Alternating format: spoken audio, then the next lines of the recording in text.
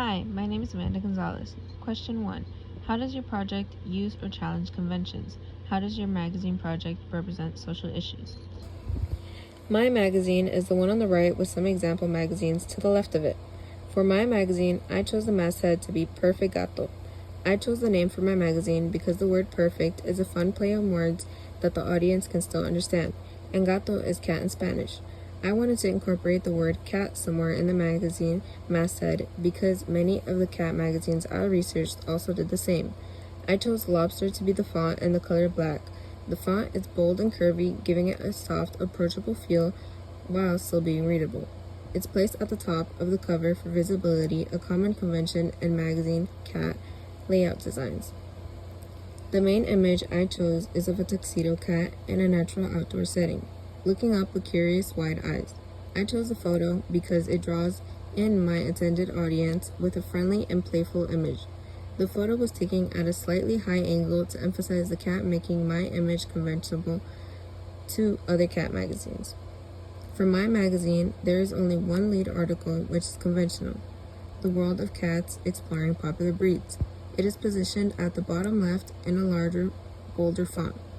Using a white font and black stroke helps it pop out against the green grass. I chose this topic because breed information is often one of the most popular features in pet magazines. The lead article is distinguished from the cover lines by its placement, larger size, and use of two lines of the text, making it conventional. For my cover lines, I chose for there to be a total of 2, which is conventional. The fonts are consistent with the overall aesthetic, using white for visibility with a black stroke. In my research, I found that most cover lines are placed on the sides of the magazine, so I did the same. The date is placed on the right under the masthead in a small font, following the typical convention of placing the date near the top of the cover. The barcode is included on the bottom right corner conventionally. The cover uses natural greens and blacks from the environment and the cat's fur to create a grounded feel. The white text stands out clearly against a darker and mixed background because of the black stroke.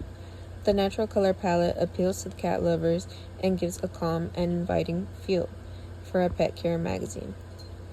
I decided to add a flash puff on the right side of my magazine.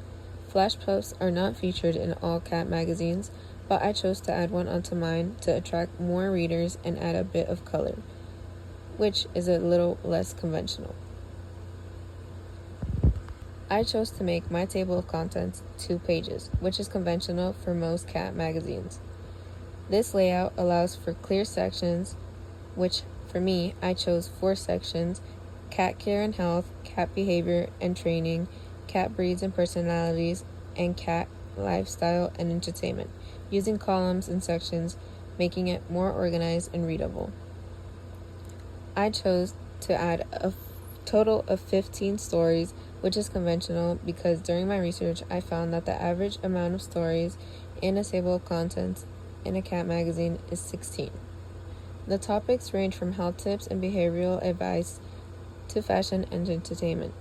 These align well with a magazine targeting my audience.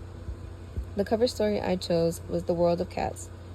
I placed it strategically early in the magazine on page 25, which emphasizes the importance, but it gives it enough room for a double page spread feature. I included short descriptions for many of my stories in smaller, light font conventionally. I included a total of 4 images in the center of my 2 pages, which is conventional and out of the way of the article, titles, and descriptions. The background is natural with cats outdoors, keeping the same aesthetic as the front cover. The neutral background combined with the black and blue text matches the calm and inviting tone for my audience. These colors are not loud, which is conventional for a cat magazine. During my research, I found that the average number of pages in a cat magazine is 100, so I made my last article begin on page 96, which would make the total of pages in my magazine around 100 pages, which is conventional. My cover story is about popular cat breeds, their personalities, and their traits. It's informative and fits the pet and lifestyle magazine genre. There are 2 pictures in my double-page spread, one on each page. One is located at the top right of the page, and the smaller one is on the first page on the bottom right. In my research, I found that not many images are featured in a double-page spread, so I choose to be conventional. My captions for the images are a slight divergence from convention.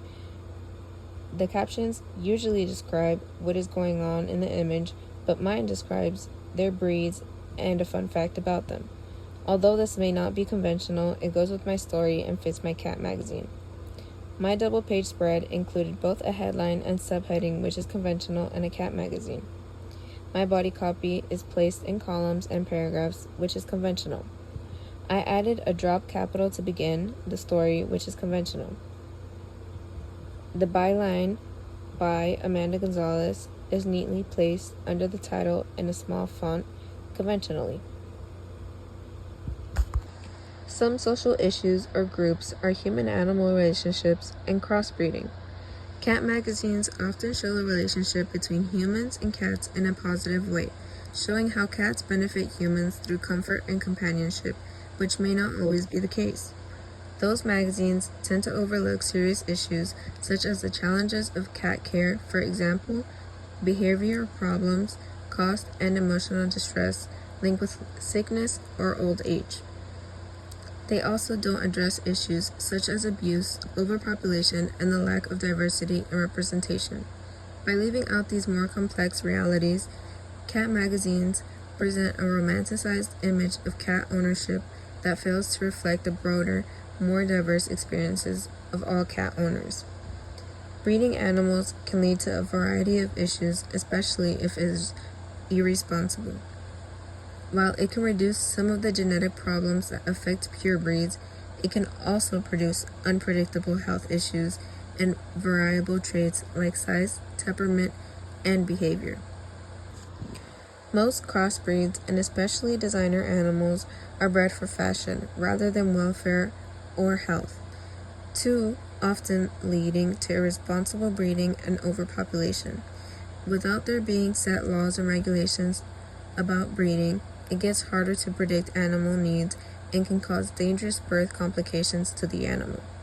However, when crossbreeding is done properly and responsibly with health screenings and ethical considerations, crossbreeding can improve animal welfare and be positive.